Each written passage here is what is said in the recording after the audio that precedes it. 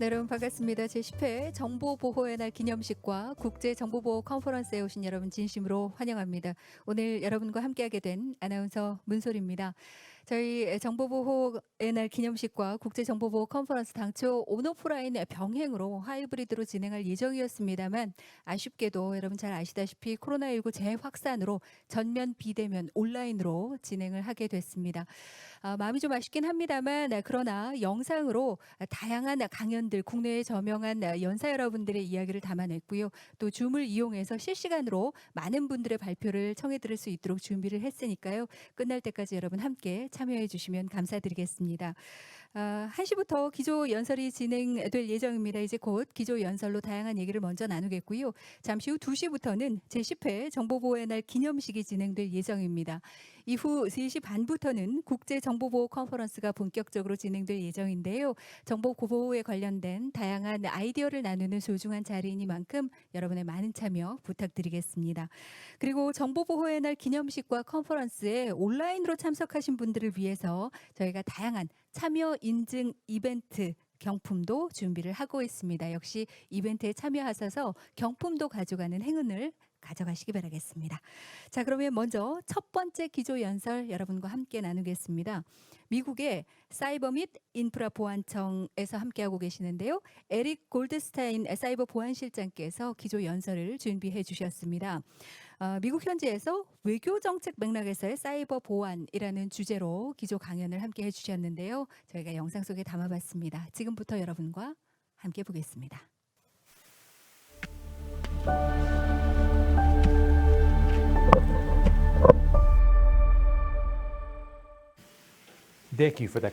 안녕하십니까. 친절한 소개와 더불어 오늘 회의에 초대해 주셔서 감사합니다.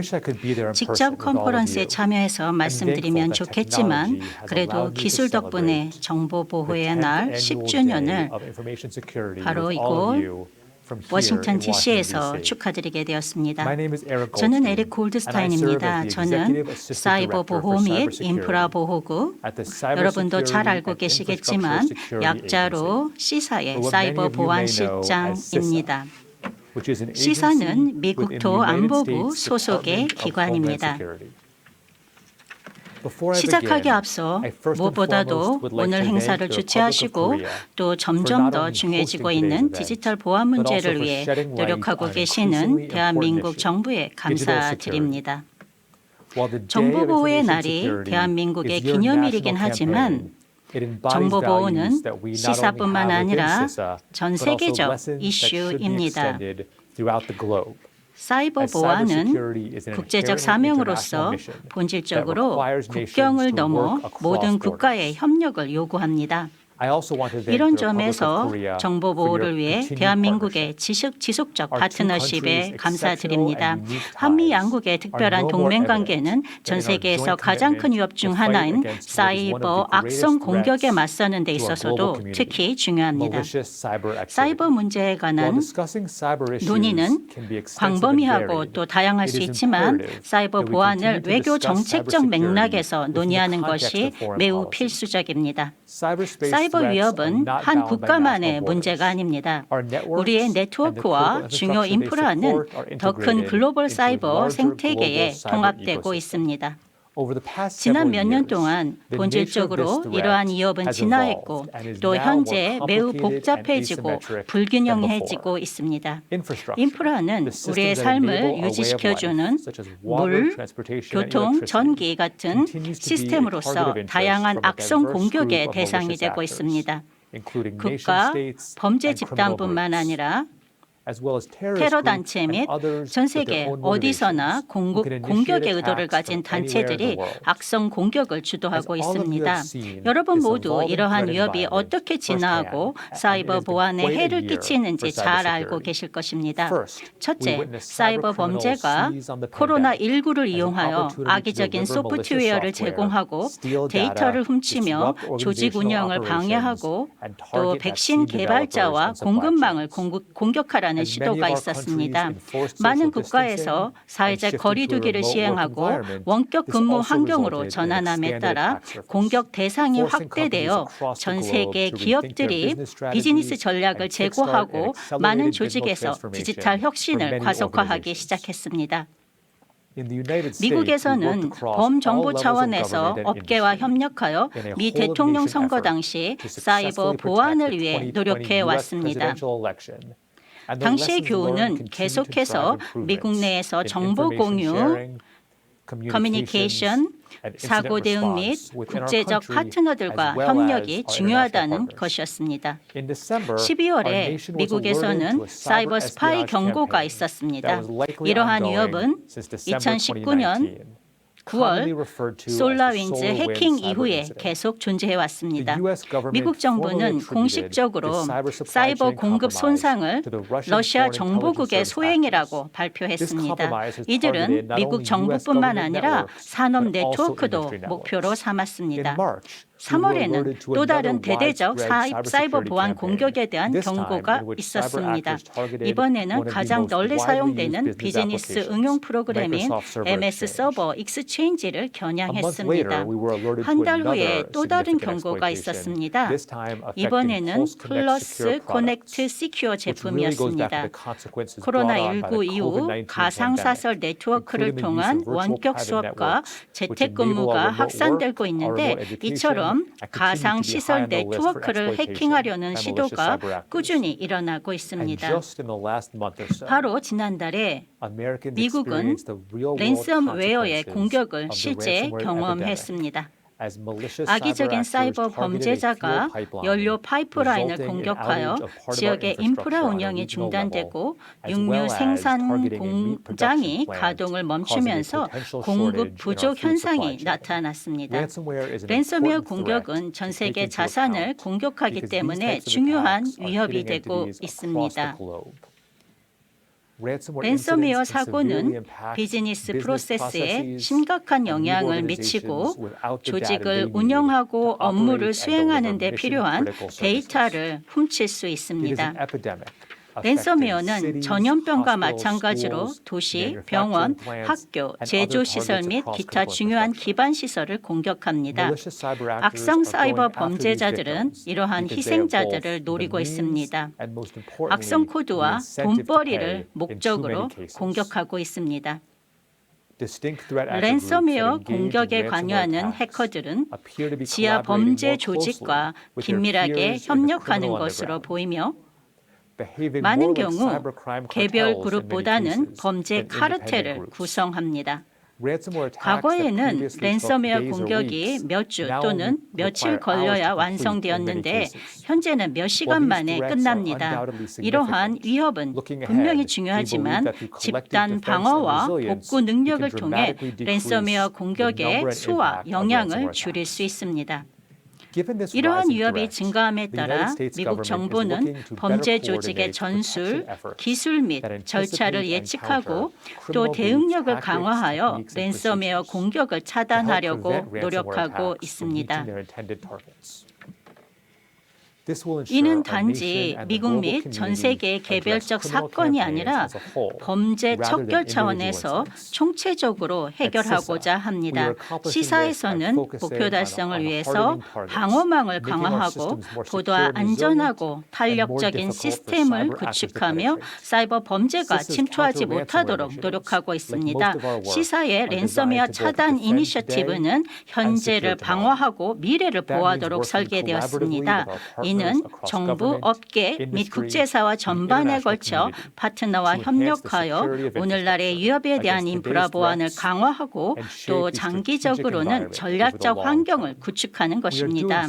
이를 위해 다양한 방법을 활용합니다. 예를 들어서요. 먼저 랜섬웨어 정보를 공유합니다. 작년 말에 병원 해킹에 관한 정보가 있었고 성공했다면 코로나19 동안 엄청난 파괴력을 발휘했을 것입니다. 또한 랜섬웨어 사고를 준비하고 대응하는 방법에 관한 모범 사례를 제공합니다. 시사의 리소스를 활용하여 랜섬웨어 위험을 줄이도록 권장합니다. 이러한 리소스는 시사.gov/ransomware에서 다운받을 수 있습니다. 경고 및 모범 사례를 공유하는 것 외에도 랜섬웨어에 관한 인식을 높입니다. 일례로 랜섬웨어 위험을 줄이기 위해 최근에 다양한 캠페인을 시작했습니다. 미국 정부는 데이터 반환의 대가를 지불하지 말라고 권고합니다.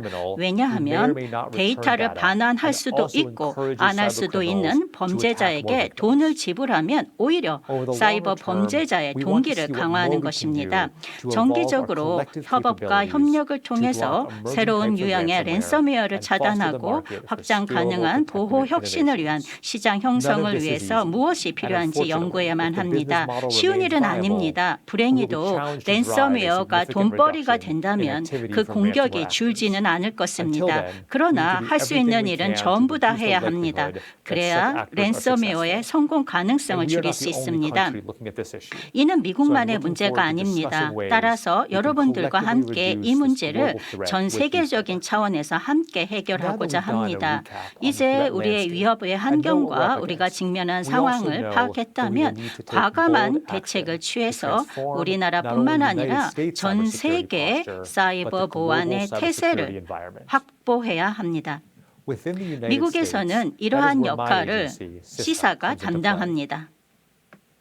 시사는 우리 네트워크가 직면한 시급한 위협을 방어하고 협력 계획을 세워서 또 장기적으로 디지털 인프라를 강화하고 있습니다. 앞서 말씀드렸듯이 저희의 슬로건은 현재를 방어하고 미래를 보호한다입니다. 협업적 리스크 감소를 통해서 이러한 목표를 달성하고 있습니다. 시사가 리스크 자문기관이라고 생각하면 됩니다. 시사는 다양한 이해관계자가 사이버 안보, 물리적 안보, 통신 및 새로운 위협에 대응할 수 있도록 돕고 있습니다.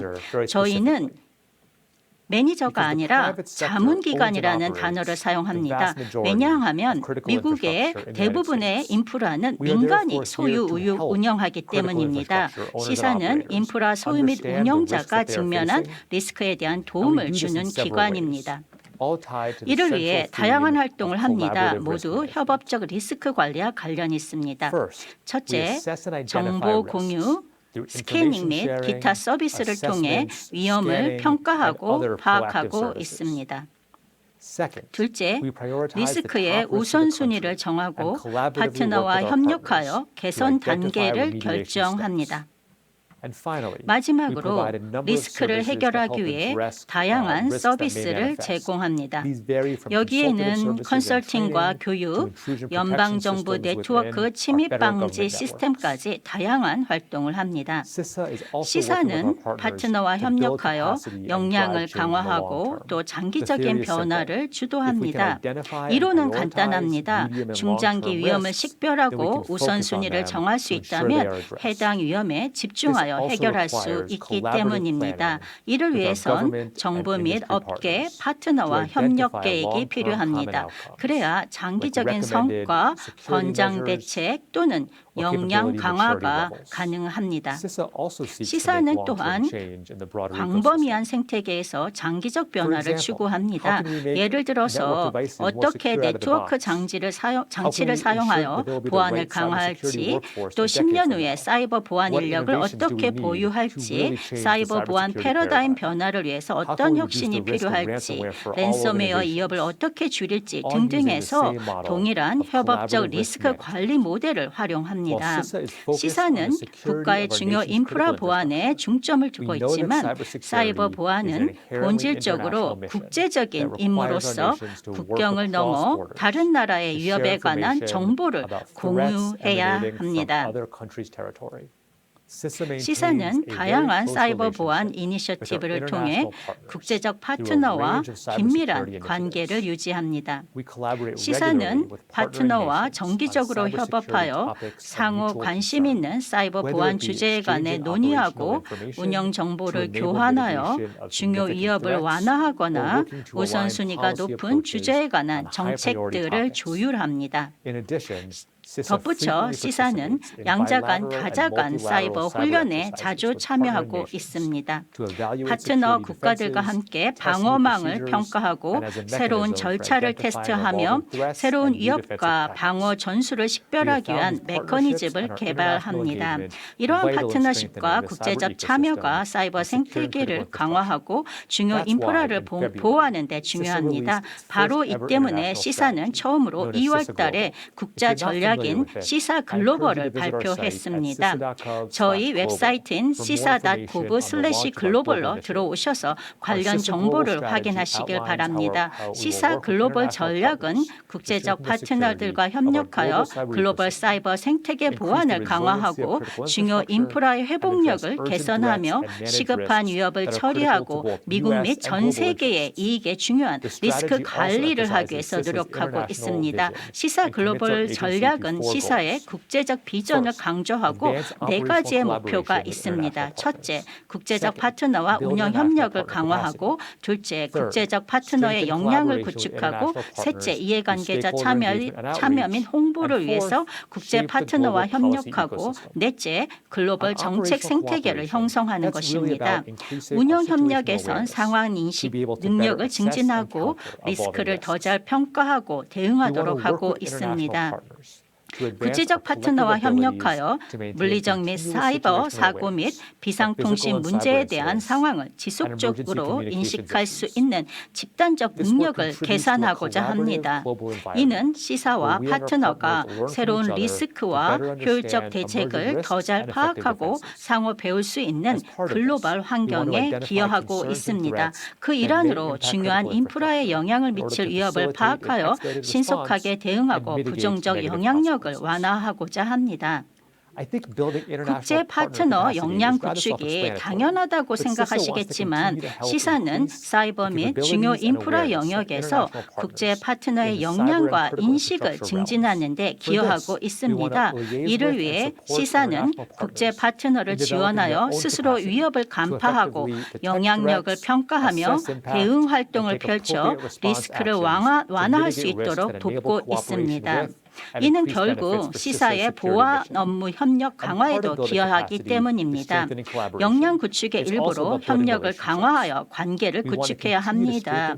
해외 사이버 보안 기관과 협력하여 정보 공유를 통해 위협에 대한 공통의 이해를 증진하고 또 중요한 기반 시설 및 정보 시스템을 보호하는 등 공동 책임에 대한 대비를 개선하고자 합니다. 마지막으로 미국의 우선순위를 지원하고 미래의 집단 안보를 실행하기 위한 글로벌 정책 환경을 조성하는 데 기여하고자 합니다. 국제적 규범과 모범 사례를 개발하여 사이버 보안을 강화하고자 합니다. 중요한 기반 시설과 회복력을 개선합니다. 커뮤니케이션을 개선하고 회복력을 강화하면서 리스크를 완화해야만 합니다. 미국과 세계는 안전하고 개방적이며 신뢰성 있는 정보 인프라를 갖추고 있어야 합니다. 시사는 이를 실현하기 위해 최선을 다하고 있습니다. 네트워크 방어자와 위험 관리자가 협력하여 중요 인프라에 대한 위험을 예방하고 완화하도록 노력합니다. 솔직히 말해서 다른 국가들의 사이버 보안이 강화되면 미국도 더 안전해집니다. 악성 공격이 침투하지 못하도록 협력하고자 합니다. 이는 글로벌 취약성을 해소한다는 의미입니다. 악성 해커들이 다른 나라를 테스트 기지로 사용해서 결국 미국을 공격하는 경우도 있습니다. 국제 파트너와 협력하여 필요 활동을 이해하고 배울 수 있습니다. 이는 전 세계에 걸쳐 있고 또 우리 도시와 커뮤니티를 지원하는 인프라의 보안 및 회복력 개선에 도움이 됩니다. 이러한 참여와 교류는 해당 국가 스스로 방어하고 국방을 강화하는 데도 도움이 됩니다. 앞으로 적들은 계속해서 취약점을 이용하고 랜섬웨어를 위험 전술로 활용하여 중요한 인프라를 표적으로 삼을 것입니다. 집단적으로 함께 모여 책임감 있는 행동을 장려하고 집단 안보를 방해하려는 자들에 맞서서 우리는 협력해야 합니다. 미국 정부는 동맹국과 협력하여 글로벌 디지털 인프라 보안 강화를 위해 최선을 다하고 있습니다. 사이버 보호는 새로운 전쟁이며 전통적인 경계를 넘어 새로운 도전에 대처해야만 합니다. 그렇게 하기 위해서는 협력을 통해 집단 방어를 통합해야만 합니다. 다시 한번 정보 보호의 날 행사에 초대해 주셔서 감사드립니다. 앞으로도 여러분들과 함께 우리가 무엇을 해야만 할지에 대해서 논의하게 되길 바랍니다. 감사합니다. 네, 고맙습니다. 이 사이버 공격에 대해서 이 시사, 미국의 사이버 및 인프라 보안청이죠. 시사가 과연 어떤 역할을 하고 있는지, 각 국가와 어떤 협력을 하고 있는지, 또한 글로벌 사이버 안전을 위해서 어떤 프로그램들을 새롭게 진행하고 있는지 자세하게 알려주셨는데요. 국제 파트너와 함께 날로 심각해지고 있는 사이버 공격에 대비할 수 있도록 많은 분들께서 관심 가져주시면 감사드리겠습니다. 함께 해주신 에릭 골드스타인 사이버 보안실장님께 진심으로 감사드리겠습니다. 여러분께서는 지금 기조 연설 함께 시청하고 계십니다. 두 번째 연설 청해 듣겠는데요. 한국정보보호학회 류재철 회장님께서 준비하고 계십니다. 오늘 글로벌 사이버 안보 시대를 위한 재현, 정보보호의 날 행사의 미래라는 주제로 발표 준비해 주셨습니다. 지금부터 함께 보시겠습니다. 안녕하세요. 한국정보보호학회 회장을 맡고 있는 유재철입니다. 오늘 제가 말씀드릴 주제는 글로벌 사이버 안보 시대를 위한 재현인데요. 오늘 이 정보보호의 행사가 10주년 기념일인 걸로 알고 있습니다. 지난 10년 동안 우리나라를 대표하는 행사로 잘 이렇게 진행되어 왔는데요. 글로벌 사이버 안보 시대를 맞이해서 앞으로 우리 정보보호의 날 행사가 앞으로 어떻게 진화하면 좋을지 평상시 제가 생각했던 바를 오늘 설명드리도록 하겠습니다. 제롬 하월드 파월 미 연준 의장입니다. 얼마 전에 이런 얘기를 했습니다. 세상은 변하고 있고 리스크도 변하고 있다. 현재 가장 주목하는 리스크는 사이버 리스크다라고 이야기를 한 바 있습니다. 여기 계신 모든 분들이 다 동감할 수 있는 그런 내용이죠. 금융권뿐만 아니라 모든 분야에서의 사이버 리스크는 지금 가장 중요한 문제로 이렇게 부각되고 있습니다. 이러한 사건으로 한 가지 말씀드려보면 작년 12월에 발생해서 많은 사람들에게 경각심을 불러줬던 게 솔라윈즈라는 사건입니다. 솔라윈즈라는 IT 솔루션에 악성 코드가 감염되어서 전 세계의 기관에 영향을 미쳤죠. 미국의 500대 기업에 영향을 미쳤다고 하는데 기업뿐만 아니라 여기 있는 것처럼 홈랜드 시큐리티, 국무성, 상무성과 같은 이런 연방정부 기관뿐만 아니라 아이오와 스테이트 유니버시티, 켄트 스테이트, 이런 대학교, 또 인텔, 시스코, 엔비디아, VM웨어 같은 대표적인 IT 회사, 더 나아가서 파이어아이 같은 보안 회사까지 이 솔라윈즈 소프트웨어를 사용했던 많은 기업들이 악성 코드에 감염돼서 곤혹을 치렀던 사건입니다. 그래서 미국의 주요 기관들이 한꺼번에 여러 것이 이렇게 감염돼서 그게 이슈화 됐던 그런 사건인데, 또 많은 사람들이 또 놀랬던 것 중에 하나는 이 사건이 2019년 9월부터 준비되었다는 겁니다. 그래서 1년여 동안 준비와 어떤 그런 정보 유출 과정이 진행됐고, 작년 12월에 비로소 탐지가 돼서 오랜 시간 동안 정보 유출이 문제가 있었다, 이런 얘기를 하면서 사람들이 얘기를 하고 있죠. 그런 가운데 솔라윈즈 그 CEO는 이런 얘기를 했습니다. 국가 지원 해킹 그룹의 정교함으로 공격자를 식별하기 어려웠다. 이 배후의 세력으로서 지금 APT29를 얘기하고 있는데요. 러시아 정부로부터 지원을 받는 해킹 그룹이라 이렇게 생각을 하고 있습니다. 그래서 정부로부터 지원받는 고도로 훈련된 해커들에 의해서 진행된 이 공격이 탐지하기에는 너무 어려웠다라는 얘기죠. 그래서 이 CEO는 그 CSO를 퇴사시키지 않고 그대로 일을 계속하게 했답니다. 이거는 누가 봐도 탐지하기가 그리고 방어하기가 쉽지 않았던 공격이었기 때문에 그 기존의 CSO를 그대로 놔두고 계속해서 일을 하게끔 했다는 뭐 이런 얘기도 전달이 되고 있는데요.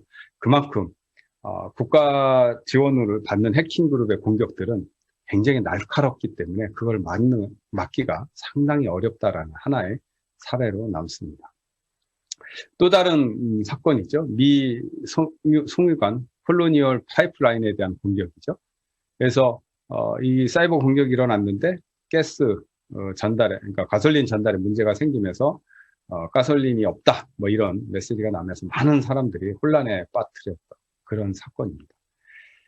이게 이제 랜섬웨어를 이용해서 공격이었는데요. 이 랜섬웨어가 예전에는 개인이나 민간 기업 중심으로 이렇게 공격이 이루어졌다면 지금은 국가를 대상으로 더 나아가서 중요한 인프라를 대상으로 공격이 진행되고 있다는 겁니다. 그래서 랜섬웨어가 스케일화됐다. 점점점 고도화되면서 그 위협이 상당한 수준에 이르렀다라는 사실이죠.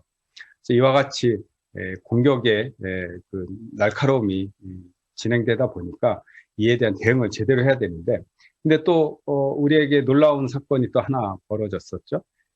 이거는 이제 스노든이 폭로한 미국의 프리즘 프로젝트인데요. 뭐 이미 2013년 6월 아주 오래전에 진행됐었던 얘기입니다. 그래서 그 프리즘 프로젝트에 의해서 전 세계에 이렇게 도감청이 이루어졌다고 이렇게 얘기를 하고 있죠. 주로 이제 중동 국가를 중심으로 많이 이루어졌고, 또 미국 자국 내에 대한 도감청도 많이 이루어졌다, 뭐 이런 얘기를 하고 있는 가운데, 근데 이제 최근에 또 밝혀진 사실이 뭐냐면, 올해 밝혀졌죠. 미국 NSA가 덴마크 정보국과 손을 잡고 계속해서 유럽 정치인들을 감청을 했다라는 사실입니다. 즉 스노든이 폭로한 이 프리즘 프로젝트 사건 이후에도 계속해서 도감청을 2014년까지 했던 걸로 이렇게 지금 소개가 되고 있는데요. 그래서 우방국도 안전하지 않은 사이버 공격, 우리가 믿고 따르는 어떤 미국이라는 나라가 또 이와 같은 도감청을 필요에 의해서 언제든지 하고 있다는 사실에 많은 사람들이 놀라움을 금치 못했습니다. 그러다 보니까 마이크로소프트가 어떤 얘기를 했냐면, 국가주도 사이버 공격이 엄청난 기술과 함께 충분한 자금에 의해 뒷받침되고 있는 만큼 각종 사이버 위협을 막아내기 쉽지 않은 일이다. 이런 얘기를 했습니다. 그래서 뭐 여러분도 누구나 다 상상할 수 있는 내용이죠. 최고의 기술로 무장된 최고의 해커들이 공격을 했을 경우 그것을 막아내는 것은 쉽지 않은 일이다. 그래서 작년 9월에 마이크로소프트가 발표한 내용을 조금 더 자세히 살펴보면요. 윈도우 기반으로 해서 각종 센서를 통해서 세계 각국으로부터 정보를 수집했다고 합니다. 그 많은 정보들을 가지고 AI를 통해서 분석을 한 결과 몇 가지 이렇게 재밌는 사실들을 발표했는데, 그 중에 하나가 뭐냐면 공격이 어느 나라로부터 많이 진행됐느냐라는 내용인데 1위가 러시아입니다. 그 다음에 2위 이란, 3위 차이나, 4위 노스코리아와 기타 이렇게 되어 있습니다. 그래서 러시아가 가장 활발하게 해킹하는 나라로 이렇게 보고가 됐고요. 그 다음에 또 다른 자료로 보면 그럼 해킹을 당하는 나라가 어디냐라고 이렇게 조사를 했더니 압도적으로 1위가 미국이죠. 미국에 대한 해킹이 가장 많고요. 그 다음에 영국, 그 다음에 캐나다, 그 다음에 우리나라, 사우스코리아가 4위에 해당됩니다. 그래서 우리나라가 공격을 많이 받는 나라 중에 하나로 이렇게 간주되고 있습니다. 마이크로소프트는 세계 나름대로 유명한 해커 그룹들을 원소 기업명을 부여해서 이렇게 관리를 하고 있는데요. 지금 러시아가 3개 이렇게 소개되고 있고, 노스코리아가 2개, 사우스코리아도 하나가 이렇게 있습니다. 차이나 5개, 뭐 이란 3개. 근데 앞에서 소개됐던 그 솔라윈즈를 해킹한 일명 APT29는 이트리움이라는 원소 기업용으로 해서 이렇게 관리가 되고 있고요. 그래서 그네들이 어느 쪽을 주로 타겟을 하고 있는지 뭐 이런 내용까지 이렇게 소개가 되고 있습니다. 그 다음에 이제 노스코리아, 소위 말해서 김숙희라고 우리에게 널리 알려져 있는 그래서 원소 기업명으로는 탈륨이라고 하는 이 해커 그룹, 그 다음에 징크라고 해서 라자루스, 뭐 여러분 많이 들어보셨죠? 이런 해커 그룹도 나오고, 저도 좀 놀랐는데 한국에도 이런 그룹이 하나 있네요. 일명 다크 호텔이라고 해서 더브늄이라는 원소 기업을 갖고 있습니다. 이런 그룹도 있다고 이렇게 소개를 하고 있고요.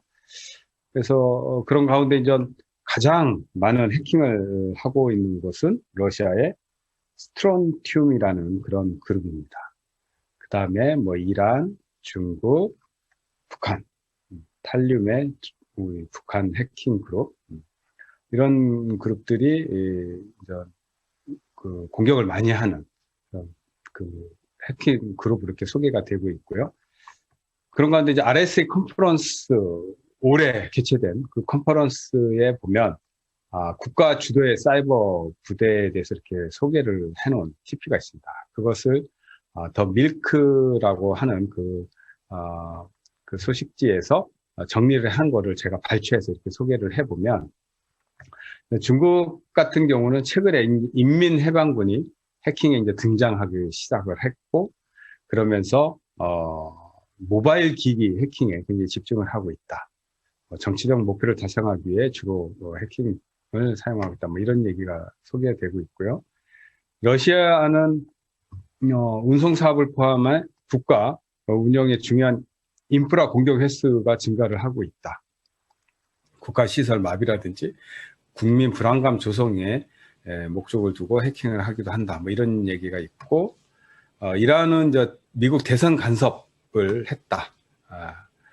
유권자를 표적 삼아서 이메일 캠페인에 감행했다. 뭐 이런 얘기가 나오는 가운데, 북한 같은 경우 가장 혁신적인 방법을 연구해서 해킹을 하는 그런 그룹으로 소개를 하고 있습니다.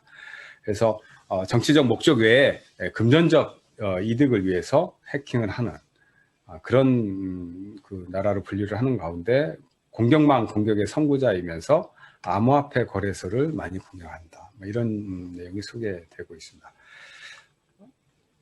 자, 이와 같이 해킹 그룹에 의한 공격들이 많이 진행되고 있는 가운데, 가트너가 올 6월에 발표한 거에 따라 보면 사이버 워페어, 그러니까 사이버 전쟁이 치닫으면서 어떤 특징이 있는지 이 세 가지를 얘기를 했는데요. 국가 지원을 받는 해킹 그룹이 이제는 프라이빗 섹터까지 넘본다. 즉 공공기관을 주로 대상을 했던 공격들이 이제는 민간 영역까지 공격을 하고 있다. 전선이 확대되고 있다. 이렇게 보실 수 있고요.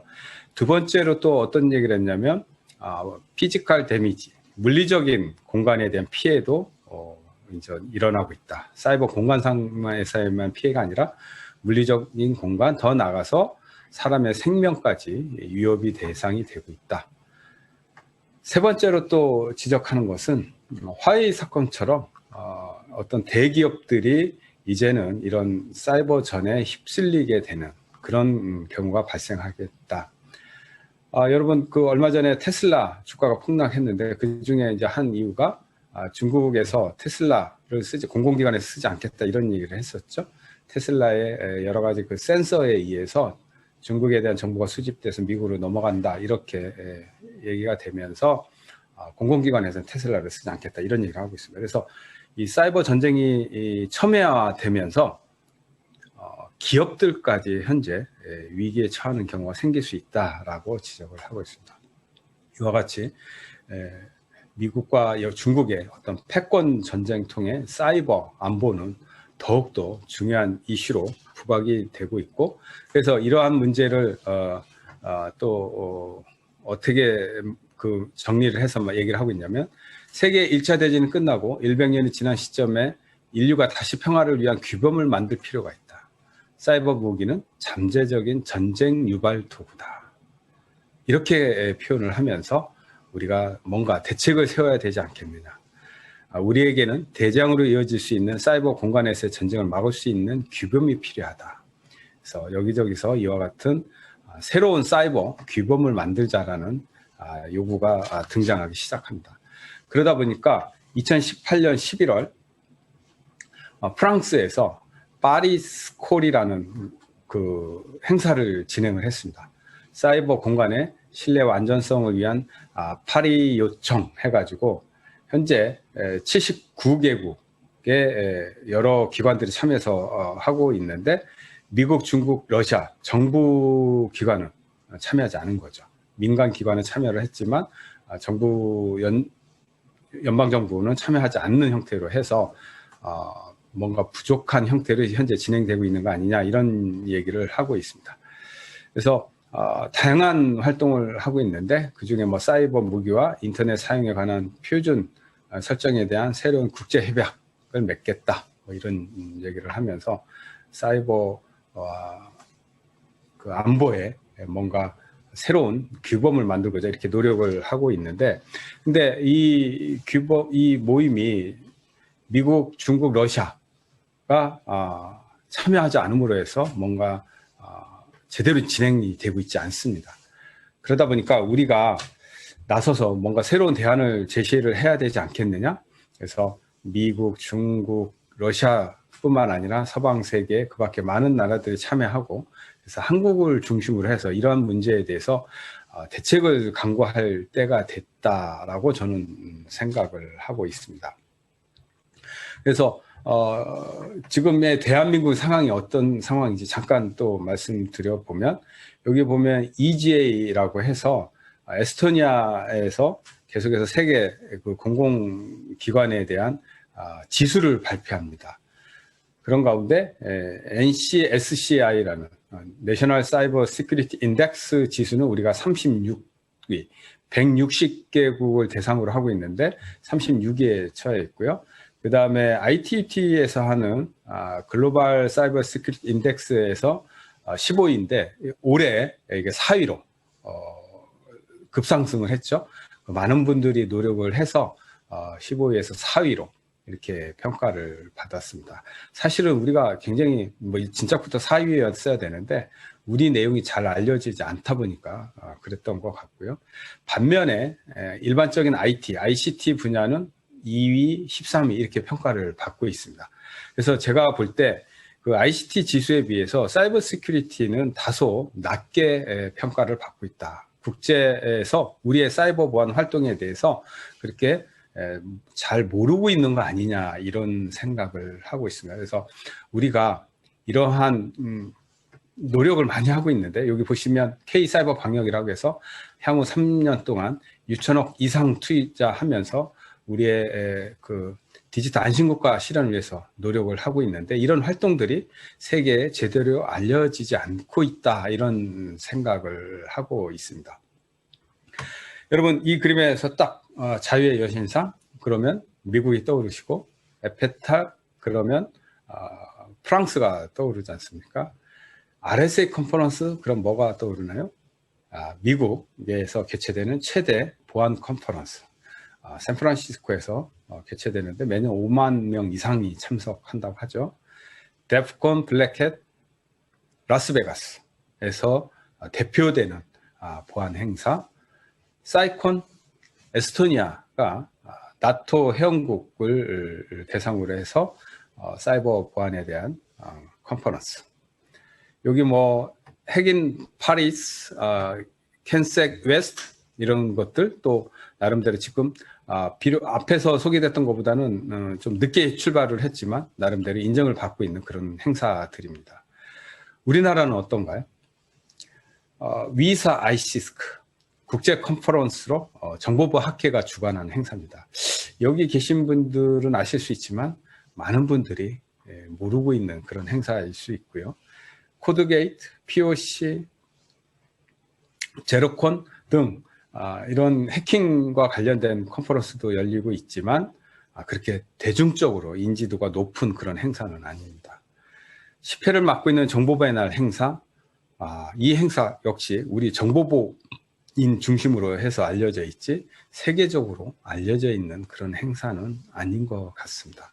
그래서 이제는 우리가 정보보호의 날 행사 10년이 된 마당에 새롭게 뭔가 변화를 해야 된다고 저는 생각을 하고 있는 가운데 우리의 여건이 좀 달라졌습니다. 즉 미국과 중국의 중립지대, 우리가 경제나 뭐 정치적인 문제뿐만 아니라 사이버 안보에서도 미국과 중국의 중립지대 역할을 하면서 미국, 중국, 러시아뿐만 아니라 세계 각국과 함께 뭔가 사이버 보안에, 사이버 안보에 역할을 할 수 있는 그런 지역적 특성이 있다라는 거와 더불어 국제 수준의 보안 기술, 무엇보다 중요한 게 보안 기술인데요.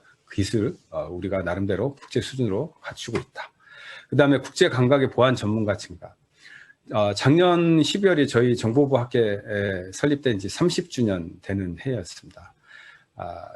저만 해도 1세대에 해당되는데 요즘 그 새로 오신 젊은 교수님들, 젊은 학자들 이렇게 보시면 해외에서 공부를 하시고 전문성 높은 분들이 많이 이렇게 참여를 하고 계십니다. 그래서 이제 2세대, 정보학회 2세대 멤버들을 이렇게 보면 국제 감각을 갖고 있는 보안 전문가가 굉장히 많이 계십니다. 그래서 좋은 조건에 현재 이렇게 있다 이렇게 보실 수 있고요. 그 다음에 우리가 북한에 대해서 가장 잘 아는 나라로 취급되고 있습니다. 그래서 북한에 대해서 많은 정보를 갖고 있기 때문에 세계 평화에 또 기여할 수 있는 부분이 있고요. 그 다음에 사이버 안보에 대한 국가적 지원. 우리 국가적으로 굉장히 관심이 많은 나라죠. 또한 국민들도 거기에 맞춰서 보안 인식률도 굉장히 좋고. 그래서 여러모로 볼 때 우리나라가 국제 행사를 이제 치르는데 전혀 문제가 없지 않느냐 이런 생각을 하고 있습니다. 그래서 프랑스의 파리 콜처럼 뭔가 사이버 안보를 위한 어떤 국제 행사를 우리가 진행하면 좋겠다. 그래서 11회, 12회 이때에는 정보보호의 날 행사가 국제적으로 널리 알려져서 세계 정보보호 전문가들이 모여서 함께 사이버 안보를 위한 새로운 규범을 만들고 새롭게 세상을 열어가는 그런 단초가 되었으면 하는 그런 바람이 있습니다.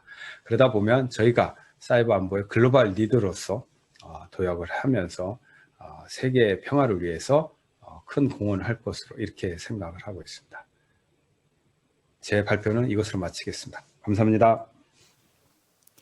네, 고맙습니다. 이 세계를 무대로 정말 다양해지고 있는 공격 방법에 대해서, 사이버 공격 방법에 대해서 소개를 해주셨고, 크고 작은 공격으로 정말 많은 국가의 피해가 이어지고 있는 가운데 글로벌 사이버 안보 시대를 열기 위해서 과연 우리가 어떤 노력을 해야 될지 생각해 볼 수 있는 기회를 주셨습니다. 더불어서 정보보호 관련 컨퍼런스와 행사에서 과연 우리가 어떤 것들을 논의해야 하는지 생각해 볼 수 있는 기회도 주셨는데요. 코로나19가 종식된 이후 아무쪼록 국제정보보호 컨퍼런스가 한국에서 함께 하게 돼서 많은 정보보호 관계자들이 모여서 더 안전한 세상을 만들어가는 장이 열렸으면 하는 바람 가져보게 됩니다. 함께해 주신 한국정보보호학회 류재철 회장님께 진심으로 감사드리겠습니다. 이렇게 여러분과 함께 기조연설 청해 듣고 있습니다. 이제 마지막 기조연설이 되겠는데요. 실시간으로 화상을 통해서 여러분께 강연을 들려드리겠습니다. VPN 취약점을 통한 내부 침투라는 주제로 오늘 스틸리언의 박찬남 대표님께서 준비를 하고 계시는데요. 대표님 안녕하세요. 안녕하세요. 네, 반갑습니다. 그러면 지금부터 대표님께서 준비해 주신 기조연설 부탁드릴까요? 네. 안녕하세요. 스틸리언 박찬환입니다. 이번에 그 VPN 취약점 관련해서 준비를 했는데, 일단 이게 발표가 그 온라인으로 계속 하다 보니까 지금 저는 이제 스틸리언 사무실에 이렇게 앉아 있습니다. 그래서 뭔가 약간 그 인터넷 방송인이 좀 된 것 같은 느낌인데 요즘에 다 이렇게 발표를 하더라고요. 그래서 피드백을 제대로 못 받고 있어서 그냥 편하게 이렇게 발표를 했습니다. 이건 이제 추워서 제가 저희 회사의 티셔츠, 후드티 입고 왔는데 이건 이제 양해 부탁드립니다. 발표 시작하겠습니다. 일단 제가 VPN 관련해서 이제 자료를 준비를 했는데 이유가 요즘에 그 해킹 관련된 기사를 보면 대부분이 다 그 VPN 때문에 아니면 VPN이 뚫렸다 뭐 이런 식으로 많이 뜨더라고요. 그래서 대통령 뭐 행사 자료가 유출됐다던가 뭐 이란에서 해킹 조직이 뭐 미국을 해킹했다거나 뭐 우리나라 그 방산업체들 요즘에 기사 많이 뜨는 거 있는데 이게 뭐 해킹 됐다거나 일본이 뭐 재택근무하다가 뭐 VPN 해커한테 뚫렸다거나 이런 것들이 많이 나와서 이런 주제를 다뤄보면 좋겠다라고 생각이 들었습니다. 그래서 이제 제 소개는 잘 못하겠더라고요. 그래서 제 소개는 생략하겠습니다. 대신에 이제 회사 소개를 간단히 하고 넘어갈 텐데, 회사 소개를 하는 이유는 다른 게 아니라 이런 주제에 대해서 전문성의 근거가 이제 우리가 하는 일에 있다라는 거를 간략하게 짚고 넘어가려고 하는 거고, 저희가 뭐 모바일 앱 보안 제품도 하고 있지만 뭐 이 부분은 VPN 쪽이랑 크게 관련이 없고, 관련 있는 쪽은 이제 해킹 서비스 쪽, 저희가 모니터링이라든지 뭐 기업에 있는 것들을 보안 컨설팅도 하고 하는데, 그렇게 하면서 재택근무 환경이나 VPN에 대한 그런 취약점들을 좀 상당히 많이 접했었어요. 그래서 거기서 나왔던 실제 사례를 기반으로 이걸 좀 말씀을 드리겠습니다. 그리고 저희가 또 하는 게 해킹 보안 기술 관련된 연구 개발인데, 이거를 통해서도 좀 관련 취약점을 많이 확보를 할 수 있었습니다. 이건 이제 위키백과에서 가져온 거거든요. 근데 딱 보면 VPN 사용 용처를 알 수가 있어요. 일단 헤드오피스 본사가 있고, 그리고 본사와 지역에 있는 오피스들 간의 안전한 통신을 위해서도 VPN을 쓰고, 그리고 재택근무나 원격근무하는 분들이 본사로 이제 접근을 안전하게 하는 것들을 위해서도 VPN을 쓰고 있고, 이런 식으로 좀 활용이 가능합니다. 그래서 저도 한 10몇 년 전에 제일 처음으로 이제 회사 인턴으로 잠깐 갔던 게 이제 VPN 장비 개발 회사였거든요. 그래서 저도 거기서 이제 VPN OS 레벨에서 VPN 장비를 막 이렇게 개발을 했었는데, 그때 인턴으로 했었어요. 그래서 그때는 막 이렇게까지 VPN이 막 뜰 줄 모르고 그냥 계속 잘 모르고 개발만 했었다가, 거기서 한 3년 정도 이제 습득을 하려고 하다가 이제 학교에서 이제 애플을 너무 많이 받아가지고 학점이 좀 모자라서 여기서 병득을 못하고 그냥 인턴만 하고 나왔습니다. 그래서 아무튼 그때 이제 당시에 장비를 쭉 보면서 느꼈던 거랑 지금이랑 좀 VPN이라는 게 딱 다가오는 보안적인 감회 이런 게 좀 다른 것 같습니다.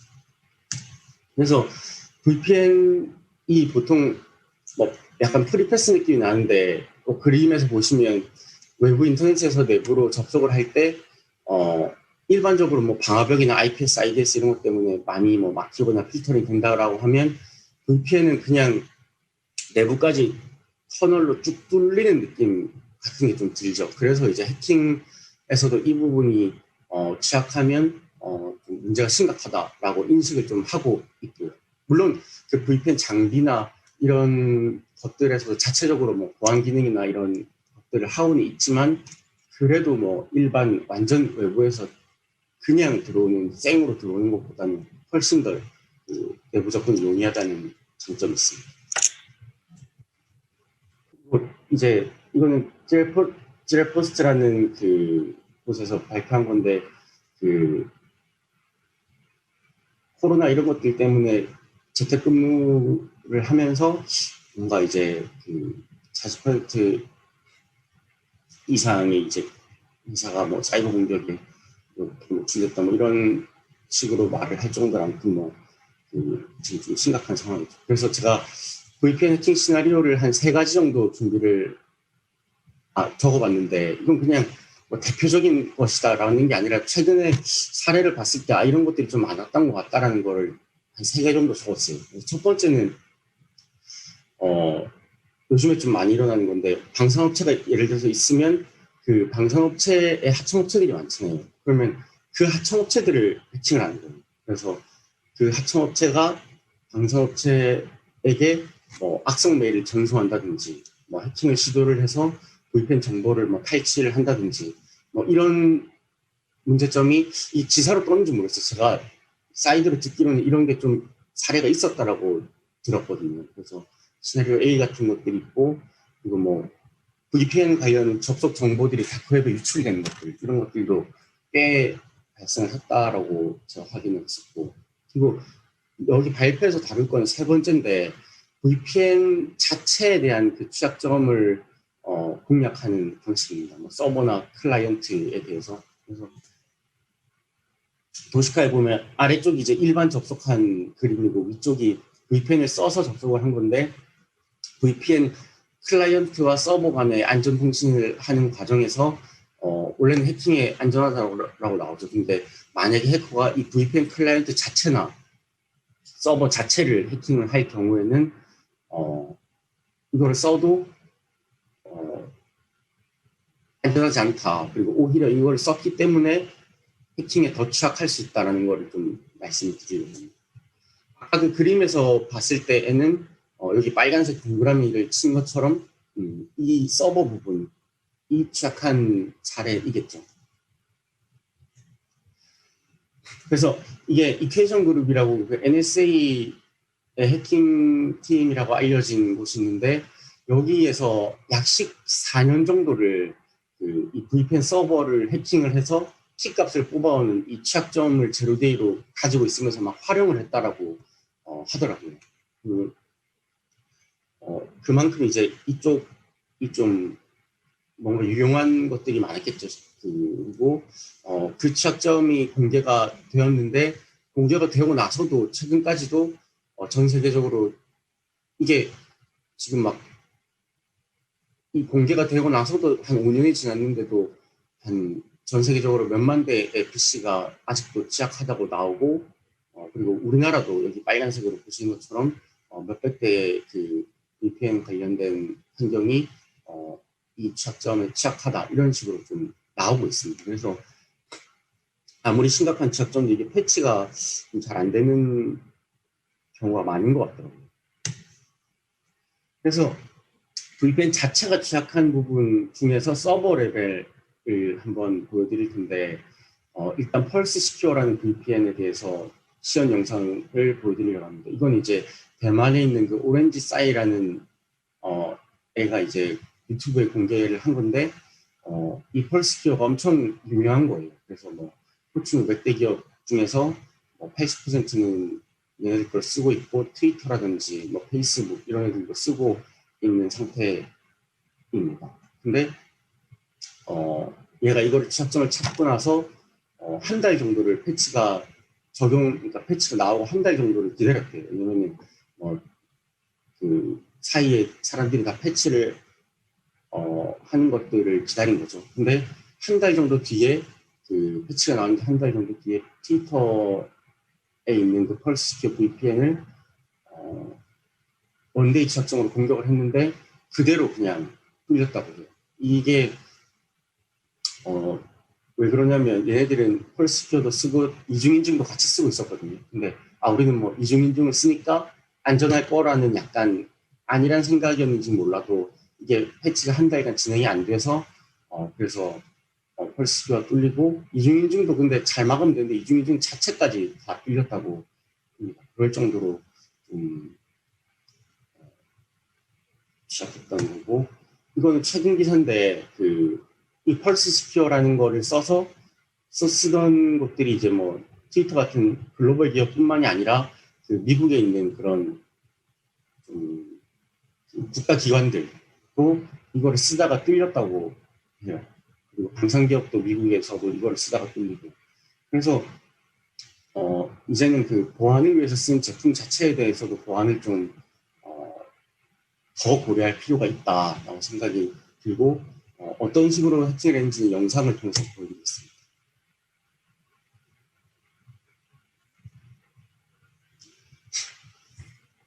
네, 일단 얘가 이제 이 파이썬으로 만든 그 펄스 시큐어 익스플로잇을 실행을 하고, 네,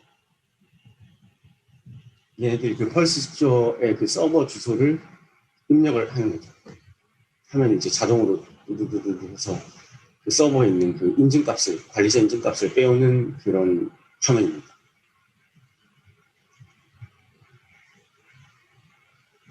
그러면 이제 이 인증값으로 관리자 로그인 페이지에 들어가서 로그인을 해보면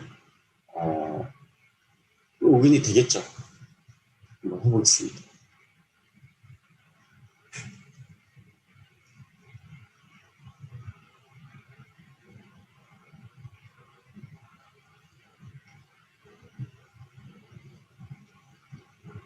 로그인을 관리자 페이지에 들어가서 그 훔친 세션이 적용된 걸로 다시 들어가면 이렇게 관리자 페이지에 뜰 수 있는 걸 볼 수가 있고, 그럼 여기서 뭘 할 수 있냐 보면 그냥 관리자 페이지에 있는 기능을 활용만 하면 돼요. 예를 들어서 뭐 VPN 접속자들에게 어떤 프로그램을 강제로 실행을 시키겠다라는 기능도 있더라고요. 그러면 얘는 여기서 악성 코드를 실행을 시킬 수가 있는 거죠. 모든 VPN 접속자들에게. 트위터로 치면 트위터 원격 근무자들에게 모두 다.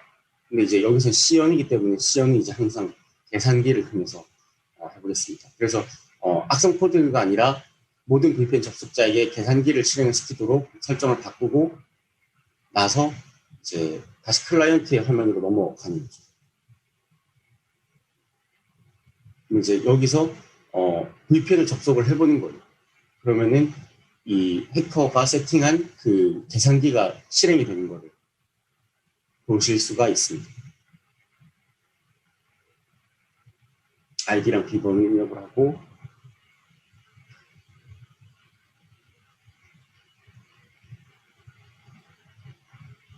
네, 이런 식으로 계산기가 뜨는 거를 볼 수 있죠. 그래서 이게 서버 사이드에 대한 공격이고 이번에는 여기 클라이언트 사이트에 대한 공격을 좀 말씀드리겠습니다.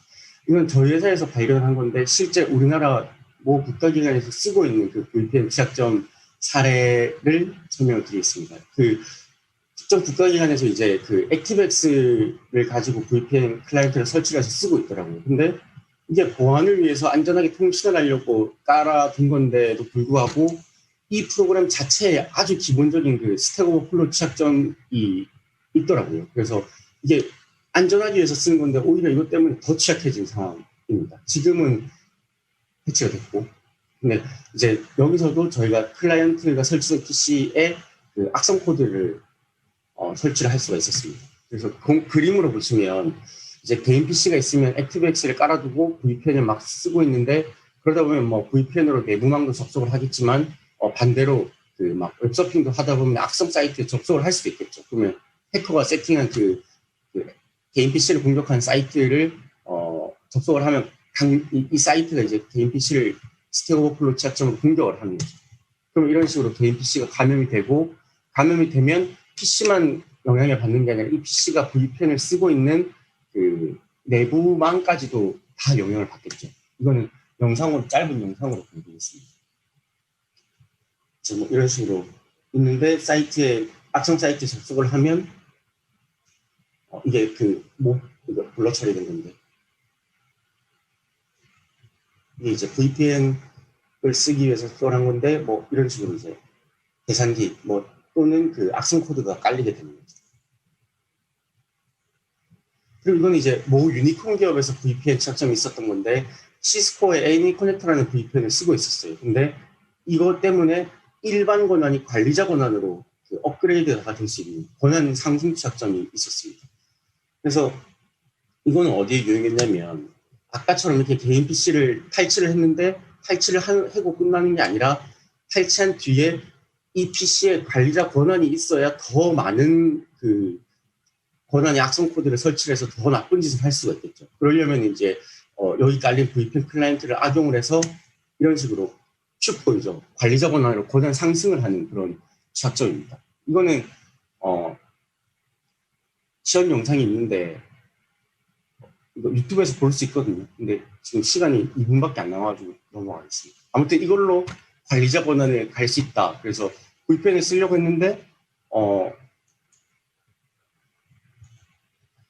네, 이것 때문에 그 권한 상승 취약점이 발생을 합니다. 그리고 이건 제가 정리를 한 건데 VPN 취약점 2021년에 나온 것만 해도 막 몇십 개가 되더라고요. 근데 지금은 훨씬 많이 나오겠죠. 근데 이게 공개된 취약점만 이런 거고 앞으로 훨씬 더 그 비공개된 취약점까지 나오다 보면은 VPN 때문에 일어나는 보안 사고가 훨씬 많아질 거다.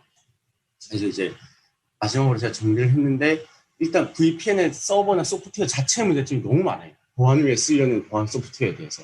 그래서 업데이트를 안 해서 트위터나 뭐 이런 글로벌 기업도 해킹을 당했고 그렇기 때문에 업데이트는 필수. 그리고 내가 쓰는 보안 제품, VPN 제품이 안전한지에 대해서 한번 국가 차원이든 뭐 기업 차원이든 체크해 볼 필요가 있는 것 같아요.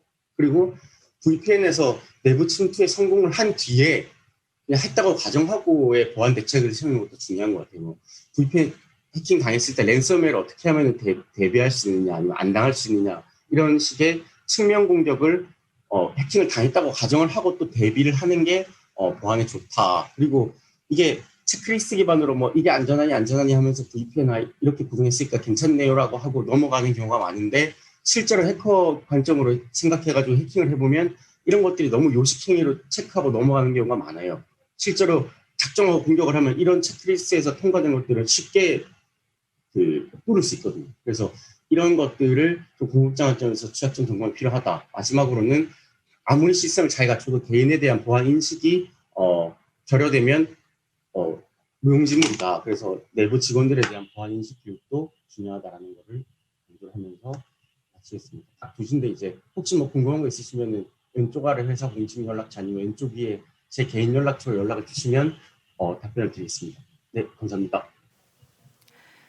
네, 고맙습니다. 스틸리언의 박찬남 대표님 정말 다양한 말씀 함께 해주셨는데요. 아무쪼록 안전한 사이버 세상을 만들기 위한 앞으로도 더 큰 역할을 해주시기를 진심으로 바라겠습니다. 이렇게 미국 시사의 에릭 골드스타인 실장님과 한국정보보호학회 류재철 회장님, 스틸리언의 박찬남 대표님께서 다양한 정보를 기조 연설을 통해서 나눠주셨습니다. 다시 한번 진심으로 감사드리겠습니다. 그럼 지금부터 제10회 정보보호의 날 기념식 여러분과 함께 갖겠습니다. 오늘 여러분과 함께하게 된 아나운서 문솔입니다. 매년 7월 둘째 주 수요일이 바로 정보보호의 날인데요. 지난 2009년 7월 7일에 있었던 77 디도스 공격을 계기로 이 정보보호의 날이 만들어지게 됐습니다. 우리나라와 미국 서버가 해커에 의해서 대규모 디도스 공격을 받았고 정부의 주요 기관이라든가 은행 그리고 언론사 등 포털 사이트를 마비시킨 사건이었는데요. 그 이후로 7월을 정보보호의 달로 정하고 그리고 말씀드린 대로 둘째 주 수요일을 정보보호의 날로 제정해서 정보보호 문화 확산을 위해서 행사도 진행하고 또 피해 예방 수칙을 전하기도 해왔습니다. 정말 많은 분들께서 관심을 가져주셨기에 벌써 10회를 맞이할 수가 있었습니다. 아쉽게도 올해는 이렇게 비대면으로 국민 여러분들을 만나 뵙고 있는데요. 어쩌면 건강한 사이버 세상을 만들기 위한 정보보호의 의미를 다진다는 의미에서 온라인으로 여러분을 만나 뵙는 것도 또 다른 의미가 있지 않을까라는 생각을 해보게 됩니다. 오늘 이 자리는 K-사이버 방역을 통한 디지털 안심 국가 실현이라는 주제로 준비를 했는데요. 재택근무라든가 온라인 교육 같은 비대면 서비스가 늘어나고 있는 디지털 전환의 시대에 살고 있는 우리 국민 여러분들께 온라인 환경에서 좀 더 안심하고 생활할 수 있는 국가를 만들기 위해서 K-사이버 방역을 추진해 나가겠다라는 의미를 담아서 이런 주제로 준비를 해봤습니다. 아무쪼록 국민 여러분들께서 저희 정보보호의 중요성을 다시 한번 생각해 주시고 정보보호인 여러분께서는 우리나라 정보보호 산업이 앞으로 나아갈 길을 모색하는 자리가 되기를 바라면서 저도 함께 하겠습니다.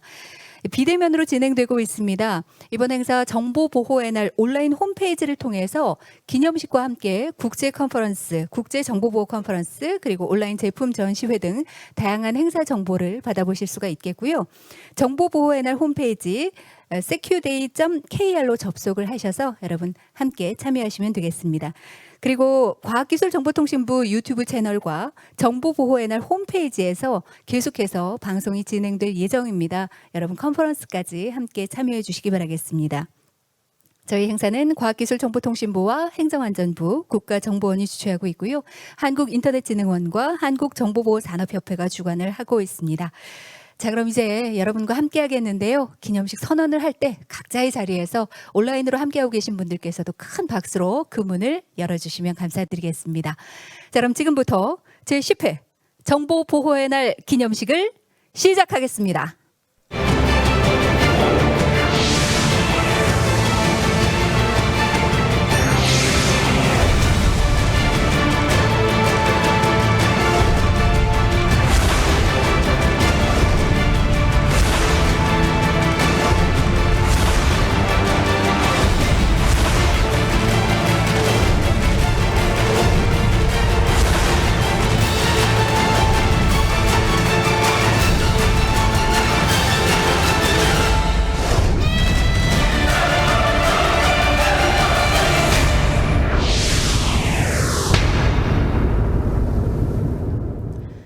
네, 10번째입니다. 안전한 사이버 환경을 위해서 정말 긴 시간 여러분과 함께 해왔습니다. 그리고 올해는 비대면으로 진행을 하고 있는데요.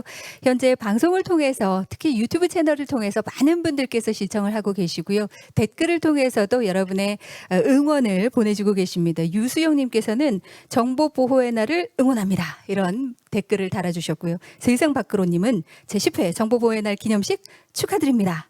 배은경님, 유익한 내용 잘 보고 있어요. 이렇게 응원의 댓글을 남겨주셨는데요. 진심으로 감사드리겠습니다. 자, 그럼 지금부터 본격적으로 기념식을 시작하겠습니다.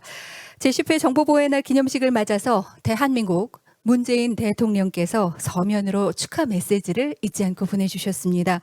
대통령께서 보내주신 서면 축하 메시지를 과학기술정보통신부 임혜숙 장관님께서 대독해 주시겠습니다. 대통령님의 축사를 읽겠습니다. 제10회 정보보호의 날을 진심으로 축하합니다. 정보보호는 디지털 환경을 뒷받침하는 버팀목이며 국가와 기업의 경쟁력과 직결됩니다. 굳건한 사이버 안보로 국민의 소중한 정보를 지켜온 관계자들께 감사드리며 오늘 수상하시는 유공자들께도 축하의 인사를 전합니다. 대한민국은 지난 6월 국제전기통신연합이 발표한 국제정보보호지수에서 조사 대상 194개국 중 4위를 차지했습니다. 2년 전 15위에서 11단계나 상승한 순위입니다. 정보보호산업도 크게 성장했습니다. 전년 대비 보호산업 매출과 수출이 큰 폭으로 늘었고 고용도 증가했습니다. 안전한 디지털 환경을 만들어 온 정보보호인 여러분이 이루어낸 값진 성과들입니다. 우리는 다양한 종류의 사이버 공격과 맞서고 있습니다. 사이버 위협은 인공지능, 빅데이터 같은 지능과 기술과 결합해 점점 고도화되고 있습니다. 정부는 세계 최고의 디지털 안심국가를 실현하기 위해 K-사이버 방역을 추진하고 있으며 이를 위해 2023년까지 6,700억 원을 투입합니다. K-방역처럼 디지털 공간에서도 안전하고 튼튼한 방역 체계를 이루어 나갈 것입니다. 정보보호산업 육성에도 박차를 가하겠습니다. 현장 실무형 전문 인력을 양성하고 혁신 기업의 성장 지원도 단계별로 강화할 것입니다. 비대면에 기반한 디지털 전환이 국가 경제의 활로가 되고 있습니다. 안전한 디지털 환경 속에서 국민과 국가, 기업의 모든 정보가 온전히 지켜져야 합니다. 정보 보호인들의 노력이 튼실한 결실로 이어지도록 정부도 늘 함께 하겠습니다. 감사합니다. 2021년 7월 14일 대한민국 대통령 문재인 대독. 네, 고맙습니다. 잊지 않고 서면 축하 메시지 전해주신 문재인 대통령님께도 감사드리겠고요. 대독해주신 과학기술정보통신부 임희숙 장관님께도 진심으로 감사드리겠습니다. 그리고 개최를 축하하는 의미에서 국회에서도 잊지 않고 축하 메시지를 보내주셨는데요. 국회의원 여러분들의 축하의 인사 말씀 청해 듣겠습니다. 먼저 이원욱 국회의원께서 축하 메시지 보내주셨는데요. 지금부터 함께 보시겠습니다. 안녕하십니까. 국회 과학기술정보방송통신위원장 이원욱입니다. 정보보호의 날 행사 개최를 축하드립니다. 코로나 상황이라 대면으로 열리지 못하지만 마음은 함께하겠습니다. 오늘 행사를 개최해 주신 임혜숙 과기부 장관님, 전해철 행안부 장관님, 박지원 국가정보원장님께도 깊은 감사드립니다. 더불어 수상자 여러분께도 축하의 말씀을 드립니다. 전대미문의 코로나 상황에서 비대면 사회의 도래가 빨라지고 있습니다. 우리의 일상이 사이버 공간으로 이동하고 있으며 정보 보안은 더욱 중요한 가치가 되었습니다. 온라인, 오프라인 경계가 낮아지고 있습니다. 기술이 곧 정보 보안입니다. 정보 보호는 역량을 강화하기 위해서는 관련 기술 산업 성장과 인력 양성을 함께 도모해야 합니다. 또한 튼튼한 정보 보호 생활로 정보 보호 생태계를 구축해야 합니다. 민간이 움직일 수 있도록 지원도 강화해야 합니다. 국회 가방위원장으로서 정보보호 강국으로서의 우뚝 설 수 있도록 최선을 다하겠습니다. 인터넷 강국에서 정보보호 강국으로 가치의 존중과 기술의 발전으로 선점하겠습니다. 다시 한번 정보보호의 날 행사 개최를 축하드립니다. 고맙습니다. 고맙습니다. 축하 메시지 보내주신 이원우 국회의원님께 진심으로 감사드리겠습니다. 계속해서 박광온 국회의원님의 축사 청해 듣겠습니다. 함께 보시죠. 안녕하십니까. 반갑습니다. 더불어민주당 국회의원 박광원입니다. 제10회 정보보호의 날 기념식과 국제정보보호 컨퍼런스를 진심으로 축하드립니다. 대한민국 정보통신기술의 발전을 이끌고 계신 임혜숙 과학기술정보통신부 장관님과 모든 관계자분들께 감사와 축하 인사를 드립니다. 문재인 정부는 2019년 역대 처음으로 국가사이버 안보 전략을 수립하고 국가 주요 기반 시설에 대한 보안 강화와 사이버 공격에 대한 억지력 확보 등 사이버 안보 체계를 강화하기 위해 노력해왔습니다. 이러한 노력의 결과로 지난달 국제전기통신연합이 발표한 제4차 국제정보보호지수에서 대한민국이 194개 나라 가운데 4위를 차지했습니다. 김대중 노무현 문재인 대통령으로 이어지는 민주당 정부의 정보과학기술에 대한 관심과 투자가 오늘날 세계 속에 빛나는 디지털 대한민국을 만들었습니다.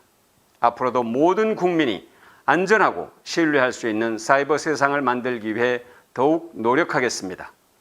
제10회 정보보호의 날을 다시 한번 축하드리면서 늘 건강하시고 행복하시길 기원합니다. 감사합니다.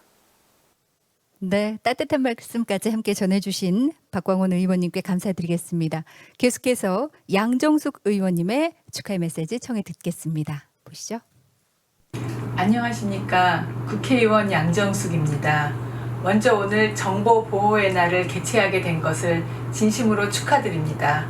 행사를 준비해 주신 임혜숙 과기정통부 장관님, 전해철 행정안전부 장관님, 박지원 국정원장님, 이원태 한국인터넷진흥원 원장님, 이동범 한국정보보호산업협회 회장님을 비롯한 관계자 여러분께 진심으로 감사의 말씀을 드립니다. 아울러 기조연설을 맡아주신 에릭 골드스틴 미국 CISA 사이버 보안 실장님, 류재철 한국정보보호학회 회장님, 박찬남 스틸리언 대표님께도 감사드립니다. 직접 참석하여 축하드리고 싶었으나 코로나19 확산세로 인해 비대면으로 인사드린다는 점 양해 부탁드립니다. 현재 전 세계는 정보가 재산이 되는 4차 산업혁명 시대에 도래하며 빠르게 성장하고 있습니다. 최근 코로나19 사태로 인해 사회가 비대면화되면서 2020년 온라인 유통시장은 154조 원에 육박할 정도로 비대면 경제는 거대하게 성장하는 등 경제 분야에서 ICT에 대한 의존도는 높아지고 있습니다. 그러나 ICT에 대한 의존도가 높아지는 만큼 해킹과 같은 온라인상 불법적인 행위를 통해 이익을 취하려는 사이버 위협도 함께 증가하고 있는 실정입니다. 한국수력원자력이 운영 중인 국내 원자력 발전소의 경우 최근 10년간 1,400사건에 이르는 해킹 시도가 있을 정도로 사이버 위협은 꾸준히 지속되고 있던 문제였습니다. 최근 한국원자력연구원을 비롯한 민간 기업인 한국우주항공산업이 해킹당하는 등 우리도 사이버 위협에 대해 이제 안심할 수 없습니다. 특히 미국의 경우 지난 5월 8,851km 송유관이 러시아 해킹 집단의 랜섬웨어 공격을 당해 6일 동안 가동 중지되며 미국 원유 공급 차질로 인한 유가가 급등하여 큰 혼란을 겪게 되었습니다. 사이버 위협은 공격 형태와 피해 규모가 상상할 수 없어 핵보다도 위험하기 때문에 고도화된 대응이 필요합니다. 현재 우리나라는 과기정통부, 국정원, 한국인터넷진흥원 등 사이버 대응 업무는 분산되어 있어 효과적인 대응은 떨어질 수밖에 없습니다. 지난 5월 박병석 국회의장님과 체코 방문을 통해 체코 사이버 보안청의 성과를 청취하며 일원화된 사이버 대응팀의 효과를 체감할 수 있었습니다. 사이버 위협은 민간과 공공기관을 가리지 않고 광범위하게 이루어지고 있어 우리도 사이버 위협을 신속하게 대응할 수 있는 일원화된 컨트롤 타워가 필요합니다. 아무쪼록 오늘 행사를 통해 사이버 위협에 대응하는 정보 및 기술을 논의하고 신규 사이버 위협에 대한 보호 방안을 공유하는 뜻깊은 자리가 되기를 바랍니다. 저도 국회 차원에서 효과적인 사이버 보안 정책을 마련할 수 있도록 최선을 다하겠습니다. 코로나 위기 상황 속에서 항상 건강에 유의하시고 모든 가정에 행운이 넘쳐나시기를 기원하겠습니다. 감사합니다. 네, 고맙습니다. 끝까지 함께하겠다는 든든한 말씀까지 함께해 주셨는데요. 양정숙 의원 고맙습니다. 계속해서 국회의원이신 이희영 의원님께서 축하 메시지 보내주셨는데요. 여러분과 함께 보겠습니다. 존경하는 정보보호인 여러분, 안녕하십니까? 국민의힘 이희영 의원입니다. 제10회 정보보호의 날을 진심으로 축하드립니다. 오늘의 뜻깊은 자리를 마련해 주신 과학기술정보통신부, 행정안전부, 국정원 관계자분들과 시사 관계자 여러분들께 감사의 인사를 전합니다. 더불어 우리나라 정보보호 발전을 위해 힘써주신 10명의 포상자분들께도 진심으로 축하의 말씀을 드립니다. 4차 산업혁명으로 기술혁신이 빠르게 진행되고 있습니다. AI와 빅데이터, 클라우드 시스템을 기반으로 초연결 사회가 구축되었고 그에 따라 사이버 위협은 눈에 띄게 증가하고 있습니다. 이에 따라 국가 차원에서의 정보보호 능력과 사이버 위기 대응 능력이 무엇보다 중요한 시점입니다. 우리나라는 국제정보보호 지수에서 세계 4위를 달성해 대한민국 사이버 보안 역량을 전 세계에 보여주었고 매년 사이버 위기 대응 모의훈련을 실시해 기업의 보안 수준 강화를 위해 노력하고 있습니다.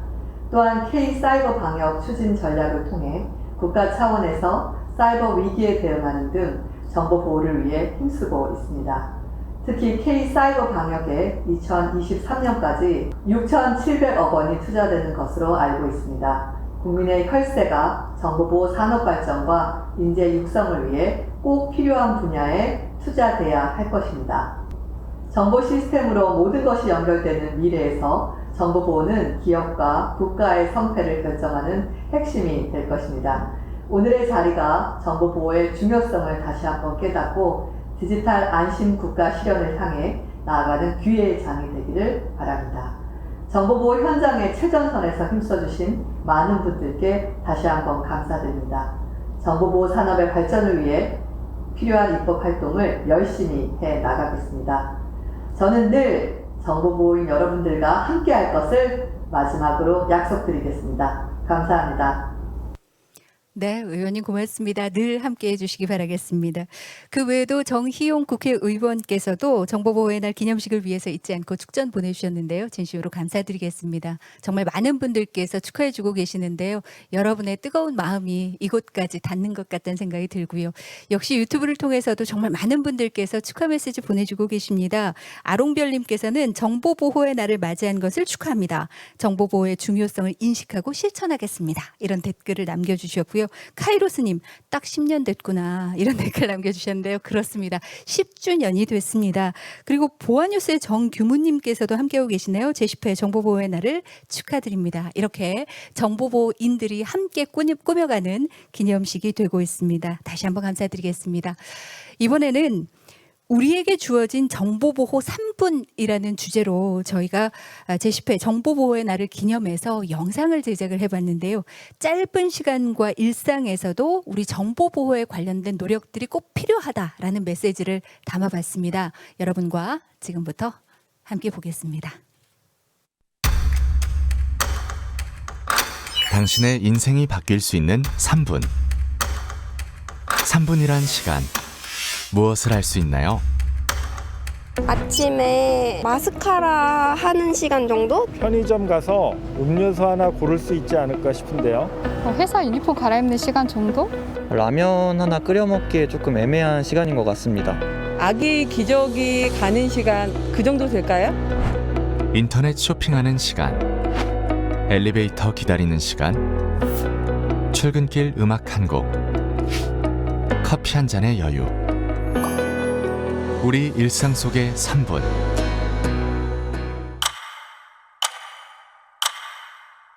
그러나 나도 모르는 사이 소중한 무언가를 빼앗길 수 있는 시간. 그런데 내 카드를 긁는 순간 카드 정보가 고스란히 정보 사냥꾼 해커한테 넘어갈 수 있는 랜섬웨어, 즉 서버에 악성 코드를 심어서 데이터를 탈취해 고객들이 맡긴 PC에 이런 랜섬웨어를 설치하고 거액을 게임 아이템 값 등 이용료가 자기도 모르게 빠져나가는 사기 피해가 늘고 있습니다. 소리 없이 흘러간 또 다른 3분.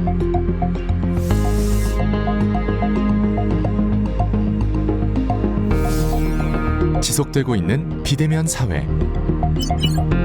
끊임없이 생겨나는 새로운 유형의 보안 위협 등장까지.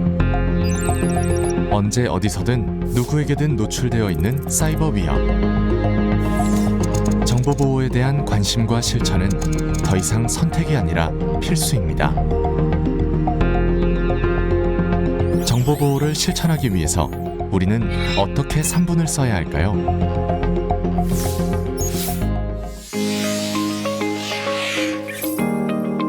생활 속 정보보호 실천 습관. 클릭은 조심조심. 검증되지 않은 링크 클릭하지 않기. 변경은 부지런히. 주기적으로 비밀번호 변경하기. 백업하는 습관 갖기. 소중한 자료는 항상 백업하여 랜섬웨어 해킹 감염으로부터 보호하기. 검사는 미리미리. 정기적으로 바이러스 검사하기. 주기적인 업데이트. 소프트웨어는 자동 업데이트하여 최신 버전 유지하기.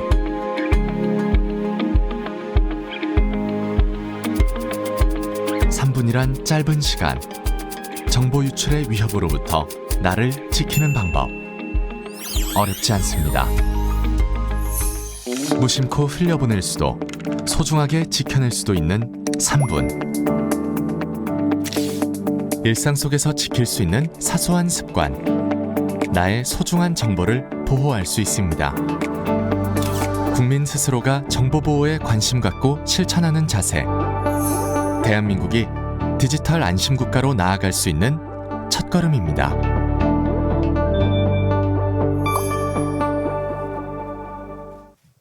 네, 여러분 어떻게 보셨습니까? 여러분에게 3분은 어떤 시간일까요? 길다면 길 수도 있겠지만 순식간에 지나가는 짧은 시간이기도 합니다. 그런데 이 짧은 3분 안에 내 소중한 정보를 모두 빼앗길 수 있고 큰 보안 사고로 이어질 수 있다라는 메시지를 영상 속에 담았는데요. 일상생활 속의 정보보호 위협으로부터 우리는 과연 어떻게 행동해야 할지, 그리고 정보보호 실천 수칙을 왜 잘 지켜야 할지 생각해야 하는 영상이 아니었나라는 생각이 듭니다. 비대면 시대를 맞이한 지금 더욱더 정보보호를 실천하는 일에 대한 중요성, 우리 모두 마음에 담아둬야 할 것 같습니다. 자, 이제 여러분과 함께 제10회 정보보호의 날을 맞아서 이를 기념하는 축하 세레모니를 진행을 하겠습니다. 국민 대표 여러분들과 또 정부, 정보보호 산업계와 학계가 함께하는 세레모니가 되겠는데요. 디지털 안심국가 실현을 위한 다짐을 하고 또 정보보호 실천을 약속하는 의미를 세레모니 안에 담겠습니다. 여러분과 함께하겠습니다. 먼저 정부를 대표해서 과학기술정보통신부 임희숙 장관님께서 함께하고 계시고요. 정보보호 학계를 대표해서는 정보보호학회 류재철 회장님께서 자리에 함께해 주셨습니다. 그리고 정보보호 산업계를 대표해서 한국정보보호산업협회 이동범 회장님께서 역시 국민 여러분들과 함께하고 계십니다. 자, 그럼 지금부터 제10회 정보보호의 날 세레모니를 진행하겠습니다.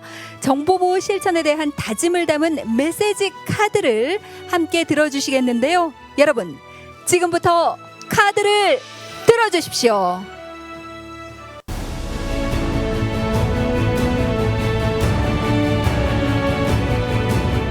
정부와 학계, 정보보호 산업인, 정보보호를 실천하기 위해 모두 함께 노력하겠습니다. 국민 여러분께서 동참해 주시기 바랍니다.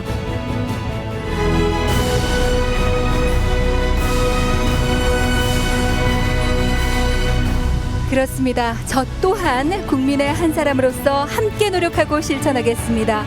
함께해 주신 과학기술정보통신부 임희숙 장관님과 류재철 정보보호학회장님, 그리고 한국정보보호산업협회 이동범 회장님과 함께해 주신 모든 국민 여러분께 진심으로 감사 인사드리겠습니다. 한 번 더 큰 박수 부탁드립니다.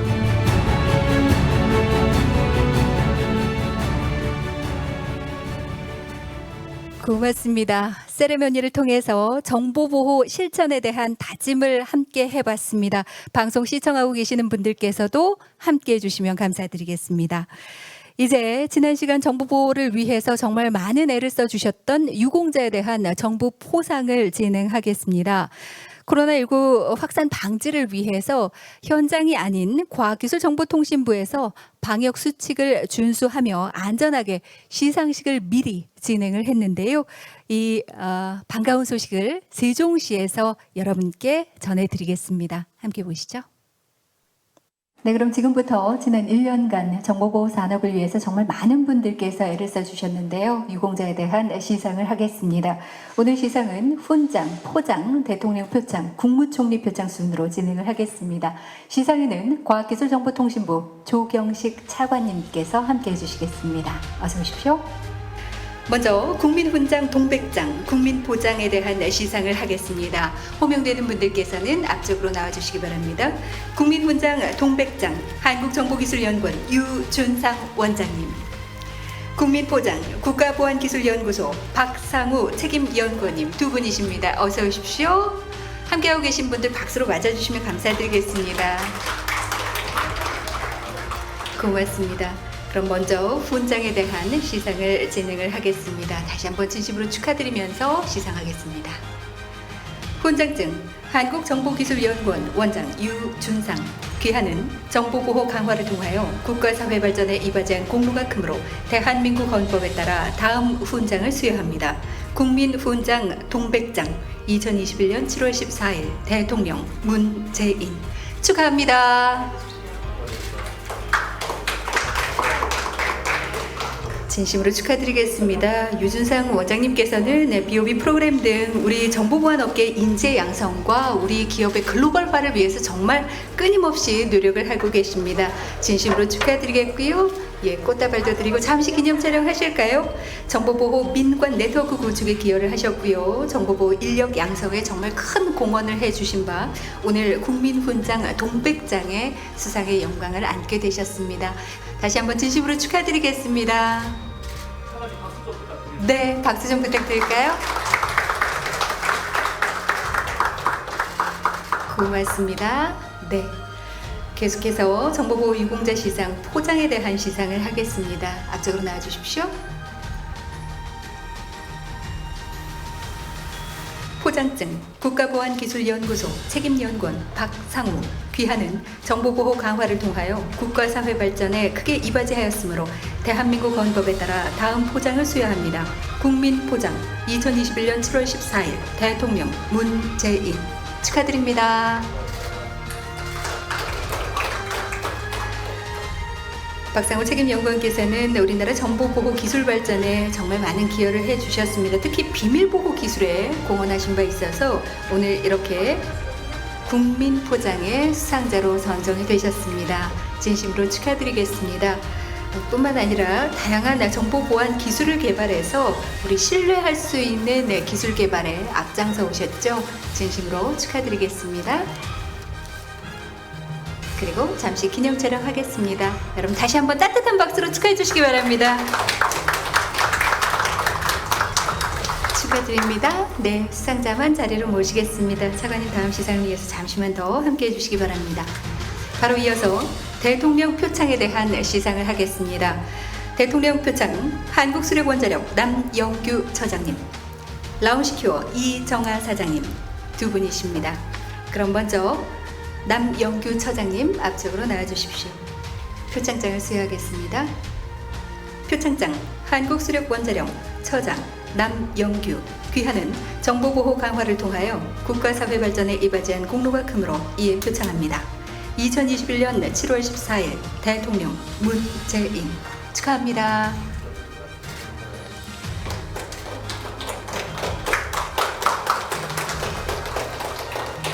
진심으로 축하드리겠습니다. 한국수력원자력에서 또 우리 중요 국가보안시설에서 보안 시스템을 개발하고 또 함께 읽어가는데 정말 많은 애를 써주셨습니다. 진심으로 감사드리겠고요. 대통령 표창에 영광을 안게 되셨습니다. 잠시 기념 촬영하겠습니다. 여러분 따뜻한 박수로 함께 축하해 주시면 감사드리겠습니다.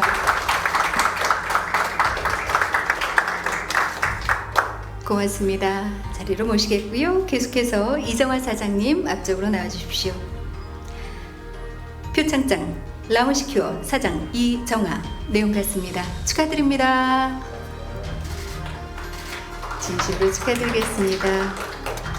대통령 표창에 빛나는 영광의 수상자입니다. 각 기업들이 우리 보안기술 개발에 정말 많은 애를 쓰고 계시죠? 진심으로 축하드리겠습니다.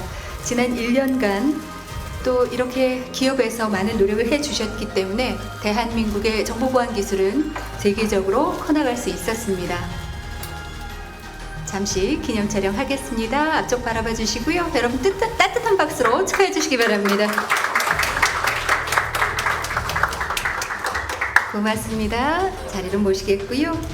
이제 국무총리 표창 시상에 국무총리 표창을 시상하겠습니다. 국무총리 표창 수상자는 한국인터넷진흥원 최광희 본부장님, 그리고 기획재정부 권성철 전산 사무관님, 개인 수상자는 두 분이십니다. 한 분 한 분 시상하겠습니다. 앞쪽으로 모시겠습니다. 표창장 한국인터넷진흥원 본부장 최광희 귀하는 정보보호 강화를 통하여 국가사회 발전에 이바지한 공로가 크므로 이에 표창합니다. 2021년 7월 14일 국무총리 김부겸 축하합니다.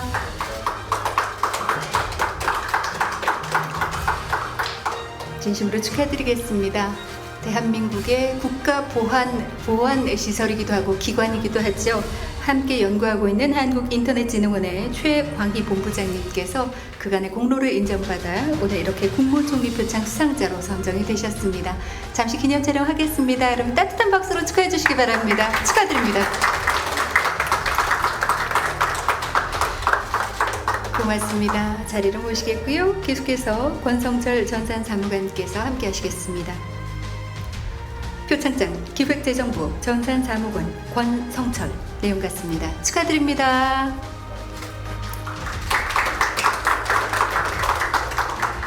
네, 차관님께서도 축하한다는 인사 말씀 잊지 않고 따뜻하게 전달하고 계시는데요. 우리 국가기관에서도 많은 분들께서 이렇게 노력을 하고 계십니다.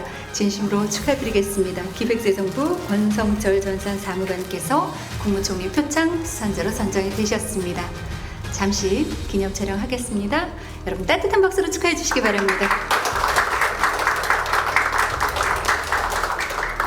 고맙습니다. 계속해서 국무총리 표창 기관에 대한 시상을 이어가겠습니다.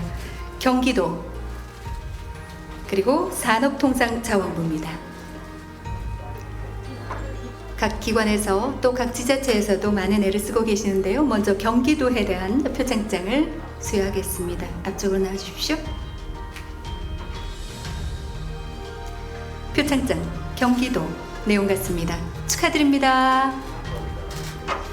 진심으로 축하드리겠습니다. 그리고 차관님께서 직접 수치를 수여해 주시겠습니다. 경기도의 모든 직원 여러분들께 진심으로 지난 1년간 감사하고 수고했다는 말씀 함께 전달드리겠습니다. 그리고 앞쪽 잠시 바라봐 주실까요? 아마 이 국무총리 표창의 수치가 경기도의 기에 걸려서 우리 경기도청에 함께하고 계시는 모든 분들께 자랑스러운 마음으로 함께 보실 수 있게 설치가 되겠죠. 잠시 기념 촬영하겠습니다.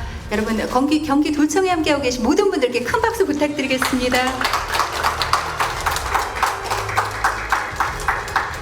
고맙습니다. 두 분 자리로 모시겠고요. 계속해서 기관에 대한 표창, 산업통상자원부에 대한 표창장 수여하겠습니다. 표창장, 산업통상자원부, 내용 같습니다. 축하합니다.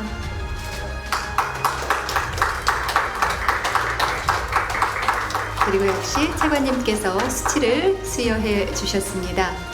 산업통상자원부의 또 많은 분들께서 우리 정보보안 기술을 위해서 많은 활동을 하고 계시고 또 다양한 노력들을 하고 계시는데요. 진심으로 축하드리겠습니다. 대한민국의 중앙부처에서 또 다양한 보안시설을 관리하는 부처이기도 해서 여러 가지 활동을 하고 있는데요. 모든 분들께 여러분 따뜻한 축하의 박수 부탁드리겠습니다. 고맙습니다. 잠시만 기다려 주시기 바라겠고요. 이제 모두 함께 잠시 기념 촬영하겠습니다. 전체 수상자 여러분들 다시 앞쪽으로 모시겠습니다.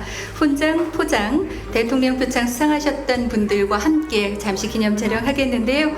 오늘 과학기술정보통신부의 조경식 차관님께서 또 함께하고 계십니다. 이날을 기념하면서 잠시 기념 촬영하겠습니다. 어서 오십시오. 따뜻한 박수 부탁드리겠습니다. 수상자 여러분들도 축하드립니다.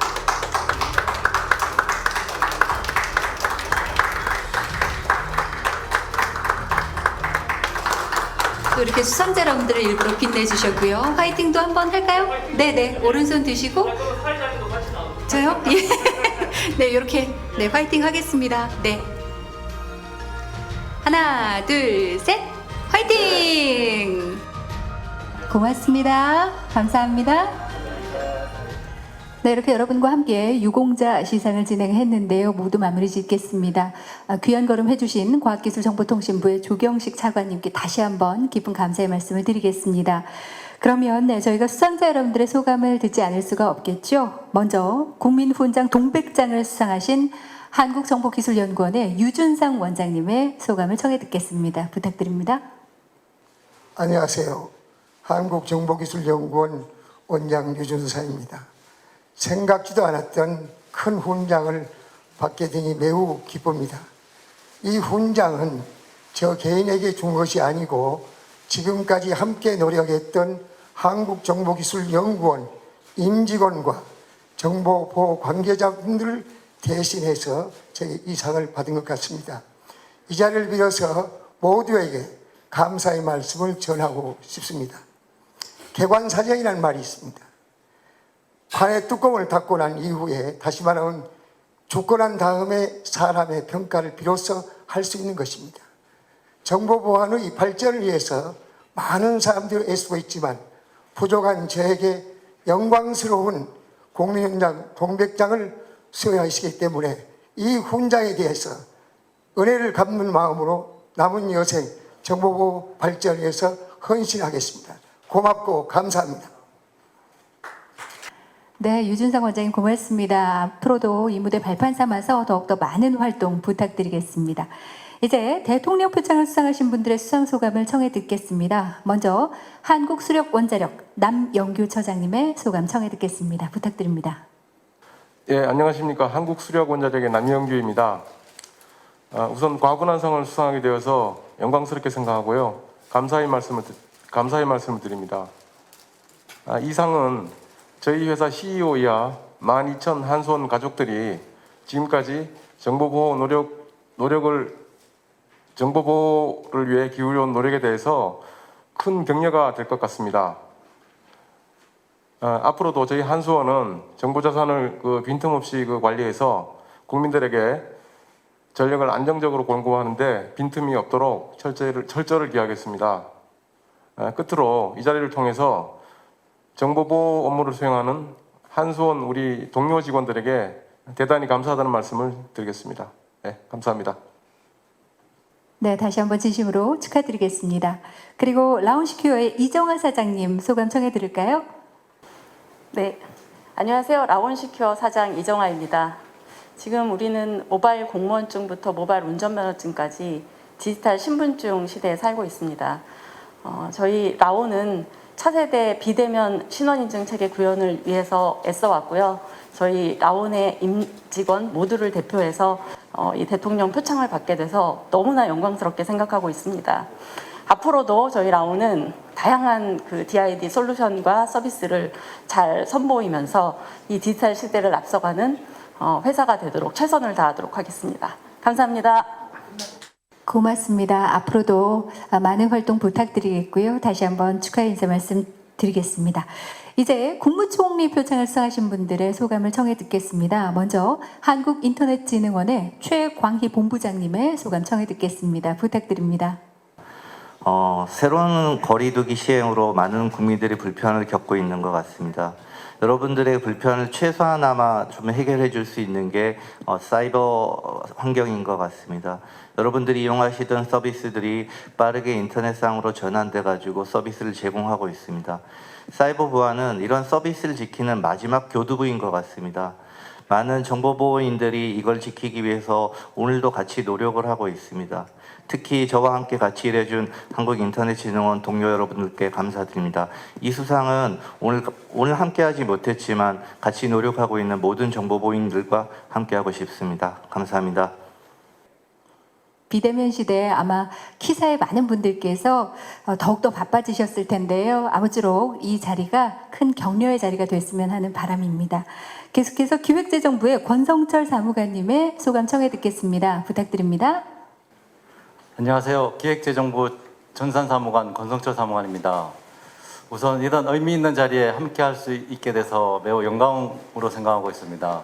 제가 여기서 이 상을 받는 거는 그동안 잘해서 상을 주셨다기보다도 남은 기간 동안 이제 업무를 더 열심히 하라고 주신 걸로 생각하고 저희 기관을 비롯해서 관련 산하기관 포함해서 정보보안 사고가 발생하지 않도록 정보보안 관리를 철저히 수행해 나가겠습니다. 네, 감사합니다. 네, 진심으로 축하드리겠습니다. 이렇게 각 부처에도 우리 정보 보호를 위해서 많은 분들께서 노력하고 계십니다. 기획재정부의 권성철 사무관님께도 다시 한번 진심으로 축하 인사드리겠습니다. 이제 국무총리 표창을 수상한 기관에 대한 수상 소감도 청해 들어보겠습니다. 먼저 경기도를 대표해서 오늘 정연종 정보통신보안 담당관께서 함께하고 계시는데요. 수상 소감 청해 듣겠습니다. 네, 안녕하세요. 경기도의 정보통신보안 담당관입니다. 경기도가 정보보호 유공 국무총리 표창을 수상하게 되었습니다. 경기도는 4차 산업혁명의 발전을 위해서 정보보호의 중요성을 강조하고 있습니다. 그래서 2016년부터 정보보안 전문가를 양성하고 보안산업 육성, 그리고 중소기업 정보보호 등을 추진하고 있습니다. 오늘 수상은 지금까지 그렇게 노력한 결과라고 생각합니다. 앞으로도 경기도는 정보보호 발전을 위해서 더욱더 노력하도록 하겠습니다. 감사합니다. 네, 고맙습니다. 경기도에서 정보보호를 위해서 애쓰고 계시는 모든 분들께 축하 인사드리겠습니다. 이어서 산업통상자원부를 대표해서 오늘 류동희 정보보호 담당관께서 함께 하셨는데요. 소감 청해 듣겠습니다. 부탁드립니다. 안녕하세요. 산업부 정보보호 담당관입니다. 오늘 산업부가 정보보호 유공 단체 표창을 받게 되어 매우 의미 깊게 생각합니다. 그간 산업통상자원 분야 사이버 안전을 위해서 저희 산업부와 함께 한마음으로 노력해 주신 40개 공공기관에도 감사의 마음을 전합니다. 앞으로도 국민들께서 안심하고 생활할 수 있도록 사이버 안전에 만전을 기하겠습니다. 감사합니다. 네, 진심으로 축하드리겠습니다. 산업통상자원부를 대표해서 함께하고 계신 류동희 정보보호 담당관님의 소감을 끝으로 이렇게 정보보호 유공 정부 포상 시상식을 마무리 짓겠습니다. 함께해 주신 수상자 여러분께 진심으로 감사드리고 다시 한번 축하 인사드리겠습니다. 고맙습니다. 네, 여러분 어떻게 보셨습니까? 바로 어제 세종에서 저희가 정보포상 시상식을 진행을 했고 제가 잠시 다녀왔습니다. 김민우님께서 사회자님 옷이 갑자기 바뀌었네요. 이런 댓글을 남겨주셨는데요. 직접 뵙고 또 차관님께서 직접 시상을 해주시기 위해서 작게나마 저희가 세종에서 마련을 했었습니다. 함께해 주신 과학기술정보통신부의 조경식 차관님께도 진심으로 감사 인사드리겠습니다. 이렇게 제10회 정보보호의 날 기념식 여러분과 함께 진행을 했습니다. 많은 분들께서 온라인을 통해서 실시간으로 시청을 해주고 계시고 또 따뜻한 댓글, 축하의 댓글도 남겨주고 계시는데요. 진심으로 감사드리겠고요. 비대면 시대 아마 정보보호 분야의 중요성은 더욱더 커지고 있는 시대가 아닌가 싶습니다. 대한민국 국민의 한 사람으로서 그동안 정보보호를 위해서 정말 많은 노력을 해주신 모든 정보보호인 여러분께 진심으로 감사 인사드리겠고요. 아무쪼록 오늘 정보보호의 날을 통해서 대한민국의 정보보호의 성장을 이끌어온 우리 정보보호인들 모두가 자긍심을 갖고 또 국민과 함께 안전한 사이버 세상을 열어가기를 저도 함께 희망하겠습니다. 어느 한 사람의 노력으로 가능한 일은 아닐 겁니다. 국민 여러분들께서 정보보호에 앞장서 주시고 함께 실천해 주시고 동참해 주시기 바라겠습니다. 잠시 후 3시 반부터는 국제정보보호 컨퍼런스가 진행이 됩니다. 다양한 정보들을 나누는 소중한 자리가 될 예정이니까요. 여러분 잊지 말고 함께해 주시기 바라겠습니다. 제10회 정보보호의 날 기념식은 여기서 마무리 짓겠습니다. 아나운서 문소리였습니다. 고맙습니다.